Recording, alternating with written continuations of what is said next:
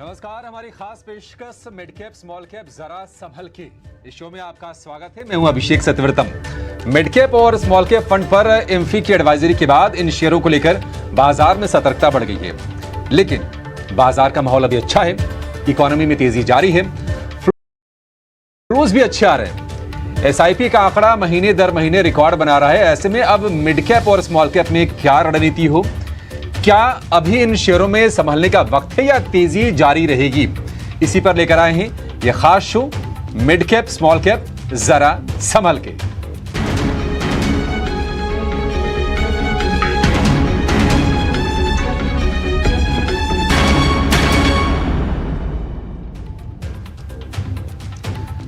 हमारे साथ जुड़ गए हैं इस खास शो में हमारे खास मेहमान वृद्धि इन्वेस्टमेंट के विवेक कारवा। विवेक जी, बहुत शुक्रिया आपका समय देने के लिए। स्वागत है टी न्यूज़ स्वदेश पर।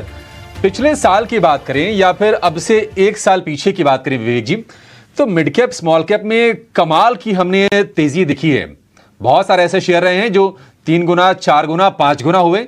उसमें सरकारी कंपनियों की फहरिस्त काफी लंबी है, लेकिन कहीं ना कहीं मार्केट रेगुलेटर सेबी की आशंका है कि फ्रॉथ हो रहा है। एमफी को कुछ दिशा निर्देश दिए गए। एमफी ने जो म्यूचुअल फंड मेंबर्स हैं उनसे कहा कि कुछ ऐसा मैकेनिज्म बनाएं, कुछ ऐसी पॉलिसी लाएं ताकि फ्लोज को नियंत्रित किया जा सके। आप इस तेजी को कैसे देख रहे हैं, और क्या आपको भी लगता है कि थोड़ा सा सतर्क रहने की, सावधान रहने की जरूरत बढ़ गई है, क्योंकि डर थोड़ा ज्यादा है अब? तो नमस्कार अभिषेक। पहली चीज तो देखिए, ये जो फ्रॉड है ये तो मैं कई दिनों से इनफैक्ट बोल रहा हूँ। आप करीबन 15-20 दिनों पहले का एक मेरा पोस्ट भी देख सकते हो फेसबुक और ट्विटर पे, जहाँ पे मैंने कहा है कि मिड कैप और स्मॉल कैप मतलब जो लॉन्ग टर्म एवरेजेस है उससे काफी ऊपर ट्रेड कर रहे हैं। अब ठीक है, अब सेबी की नजर जब पड़ी है तो पूरा मार्केट उस पर ध्यान दे रहा है, अच्छी बात है ये। और मुझे लगता है कि आज भी आप अगर देखो तो कुछ कुछ पॉकेट्स में ये एक ब्लैंकेट स्टेटमेंट नहीं देंगे कि सारे स्मॉल कैप्स महंगे हैं या सारे स्मॉल कैप्स अच्छे नहीं है। देखिए, 2-3 चीजें हुई थी, पर्टिकुलरली डिमोनेटाइजेशन के बाद और कोविड के बाद, और जितने कंप्लायंसेस आज के दिन स्ट्रिक्ट हो रहे हैं, तो आप समझ लीजिए कि जो भी बुक्स में कुकअप होता था स्मॉल कैप और मिड कैप कंपनीज में, वो आज के दिन ना बहुत कम हो रहा है। इनफैक्ट लार्ज कंपनीज में भी होता था, वो भी बहुत कम हो रहा है। आज के दिन जितने भी मतलब ऑडिटर्स है वो बहुत डबल सतर्क है, क्योंकि आज आप अगर कुछ गलत साइन करते तो आपका भी अरेस्ट हो सकता है। और कंप्लायंस इतना अच्छा है जीएसटी के कारण कि जो सही में बिजनेस ये स्मॉल कैप कंपनीज कर रही थी, ये आपको बैलेंस शीट में देखने को मिल रही है। और इसके कारण कई स्मॉल कैप कंपनीज री रेटिंग हुई है और स्टॉक्स ऊपर जा रहे हैं। लेकिन जिस हिसाब से पैसा फ्लो हो रहा है, अब अगर आप एसआईपी जो आज ओवरऑल 18,000 करोड़ करीबन है, उसमें से 50% से लगभग थोड़ा सा ज्यादा खाली स्मॉल कैप फंड्स में रिडायरेक्ट हो रहा है। तो ये यहाँ पे दिक्कत आ रही है। अब म्यूचुअल फंड्स क्या करे, और रिटेल भी ज्यादातर स्मॉल कैप्स में इन्वेस्ट करते हैं। उदाहरण के लिए मैं बोल रहा हूँ, 30 सेकंड लूंगा खाली। देखिए, कुछ कुछ स्मॉल कैप फंड्स बाजार में 30,000 करोड़, 40,000 करोड़ के हैं आज के दिन। अब आप समझ लो, एक स्मॉल कैप कंपनी है जिसका वैल्यूएशन मार्केट कैप है 5,000 करोड़। अब ये 30,000 करोड़ वाला जो फंड है वो खाली 5% आपको, मतलब वो सोचे कि ये स्मॉल कैप कंपनी बढ़िया है, इसमें मुझे एक बाइंग करनी चाहिए। 5% 30,000 करोड़ का 1,500 करोड़ होता है। अब आप 5,000 करोड़ की कंपनी में अगर आप 1,500 करोड़ का मतलब बाइंग करोगे तो उस कंपनी के शेयर प्राइस का क्या होगा?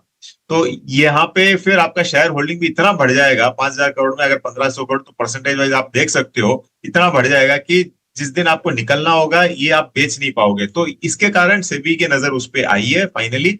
और जो भी हो रहा है अच्छा हो रहा है, क्योंकि इन्वेस्टर्स इंटरेस्ट लास्ट में प्रोटेक्ट होना चाहिए। बाजार का स्ट्रेंथ ही होता है कि इन्वेस्टर्स को कॉन्फिडेंस होना। चाइना पे लोग क्यों नहीं कॉन्फिडेंस करते? क्योंकि चाइना में कभी भी कुछ भी हो सकता है, लेकिन इंडिया में वैसा नहीं है। तो अच्छा हो रहा है, और मुझे लगता है कि कुछ कुछ पॉकेट्स में सही में ओवर वैल्यूएशन है, वहां पे करेक्शन देखने को मिलेगा। और कुछ स्मॉल कैप्स बहुत अच्छे हैं आज भी, और आपको लॉन्ग टर्म में रिटर्न्स भी देंगे। जी ठीक है, हमारे पास मिड कैप के, स्मॉल कैप के शेयरों की एक लंबी फहरिस्त है। हम एक एक करके इन शेयरों के बारे में सवाल पूछते जाएंगे और विवेक जी से राय लेंगे। और हम उम्मीद करके चल रहे हैं कि हमारे पास जो लिस्ट है इसमें से कुछ शेयर आपके पास ज़रूर होंगे। ऐसा हो ही नहीं सकता कि आप इनसे बच जाए, क्योंकि इसमें सरकारी कंपनियां भी हैं, फंडामेंटली बहुत मजबूत कंपनियां हैं, और इस तेज़ी के बाद भी ऐसी कई सारी कंपनियां हैं जहां वैल्यूएशन उतने रिच या उतने महंगे नहीं हुए हैं। शुरुआत करेंगे हम बीएसई के साथ। एक्सचेंज चलाने वाली कंपनी बीएसई साल भर में 432% का रिटर्न है। महीने भर की बात कर लें तो 11% ये शेयर चला है। कुछ कुछ चार्जेस बढ़ाए हैं बीएसई ने। वायदा में अगर अपने मार्केट शेयर को बढ़ाने के लिए भी प्रयास कर रही है एक्सचेंज ये बीएसई। विवेक जी, आपको लगता है कि इतनी बड़ी तेजी के बाद भी अभी इसमें गुंजाइश है चलने की, या फिर जिनके पास है वो निवेशित रहें, या फिर आपको लगता है कि अब मौका हो गया है और वैसे भी एथिकली 4 गुना जब शेयर हो जाए थोड़ी सी प्रॉफिट टेकिंग के बारे में सोचना चाहिए? आपका विचार क्या है, आप क्या सलाह देंगे? देखिए, ऐसा नहीं है कि एक ब्लैंकेट रूल होता है वापस कि अगर स्टॉक डबल हो गया या 4 गुना हो गया, 10 गुना हो गया तो हमको प्रॉफिट बुक कर लेना चाहिए। कभी कभी क्या होती है कि सही में जो कंपनी है वो इतना अच्छा प्रदर्शन करती है और बिजनेस इतना अच्छा होता है कि 4 गुना होने के बाद और वापस 4 गुना भी हो सकता है। ये सब पॉसिबिलिटी हो सकता है बाजार में, और ये कई कंपनीज में हमने देखा है।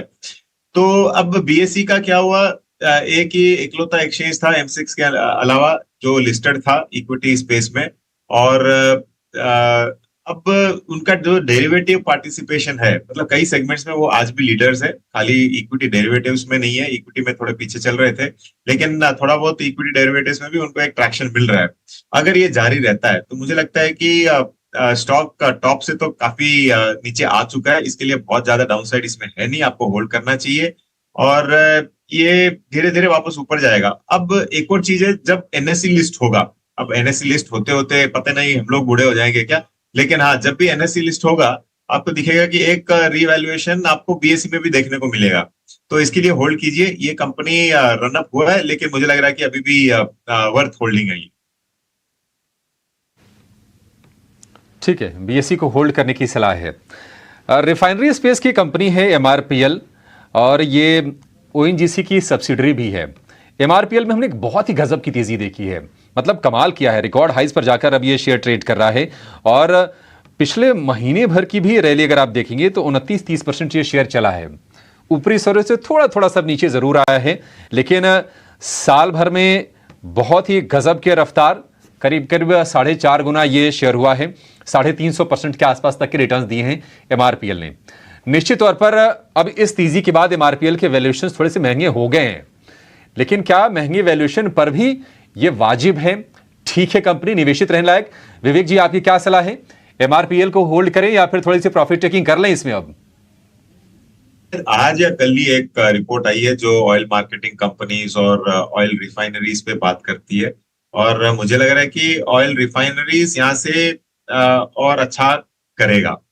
अब तो इसके लिए मेरा एमआरपीएल पे भी होल्ड रहेगा। मुझे लगता है कि वापस ये 250 तक जा सकता है, और इस पे एक स्टॉप लॉस रखिए। देखिए, ये सेक्टर्स ऐसे हैं जो ऊर्जा रिलेटेड है, ऑयल तेल रिलेटेड है, और क्रूड स्टेबल है, तो इस सब का फायदा इन कंपनीज को मिलेगा। तो आज भी अगर वैल्यूएशन वाइज देखो, हाँ, हम लोग नीचे से देखेंगे तो दिखेगा कि बहुत चल चुका है, लेकिन स्ट्रिक्टली जो आज वैल्यूएशन है पहले के मुकाबले महंगा है, लेकिन फिर भी आपको 8-9 की पी पे मिल रहा है, और मुझे लगता है कि ये आपको 250 तक वापस दिखा सकता है, तो इसके लिए इसको भी होल्ड करना पड़ेगा। ठीक है, एमआरपीएल को भी होल्ड करने की सलाह। अगला शेयर हमारे लिस्ट में है वो है सुजलॉन का। सुजलॉन की कहानी भी ऐसी रही है, हालांकि 10 रुपए से कम के भाव वाला शेयर हो गया था, लेकिन उसके बाद इसने चलना शुरू किया और 2023 में इसने अपना दम दिखाया। 50 रुपए के आसपास तक के भाव इसके हो गए थे, वहां से थोड़ा सा नीचे आया है। लेकिन विवेक जी, पिछले अगर हम 3-4 महीने की बात करें, नवंबर से लेकर अब तक का जो समय बीता है, मार्च से शुरुआत हो गई है, तो 40 से 50 रुपए की रेंज में ही रहा है। अब ये चल नहीं रहा है। आपको लगता है कि यहां से भी सुजलॉन के लिए कोई ट्रिगर बनेंगे, या फिर ट्रिगर्स अब एग्जॉस्ट हो चुके हैं, शेयर बहुत चल चुका है? जिनके पास 8 रुपए, 10 रुपए, 20 रुपए वाले भाव पे शेयर है ये, अब वो यहां से निकल जाए, एग्जिट कर ले तो बेहतर होगा।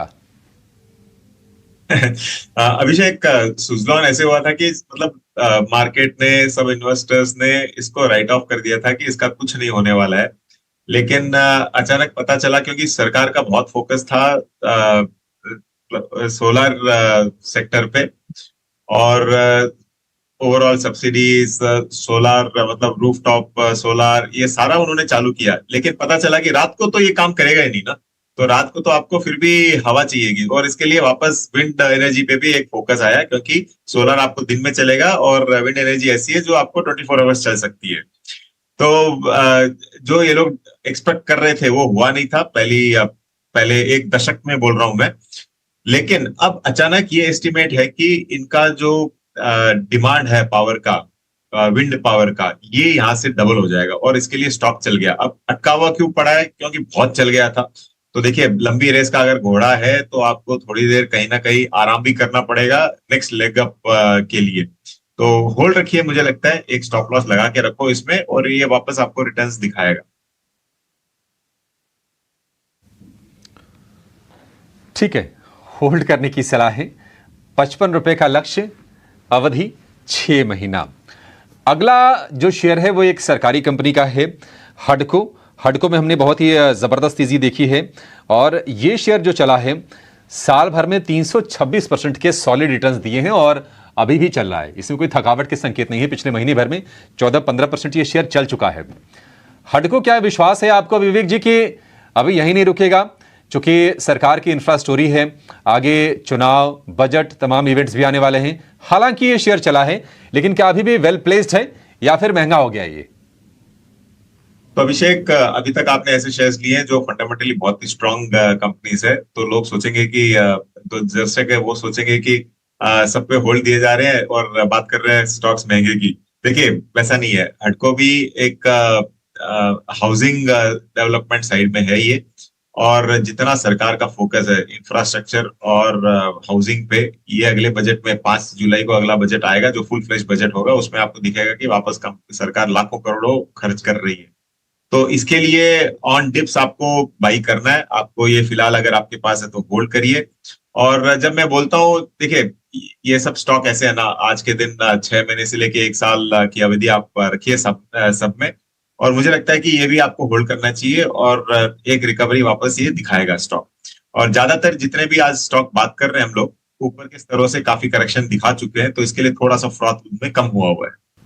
ठीक है, हडको को भी होल्ड करने की सलाह है।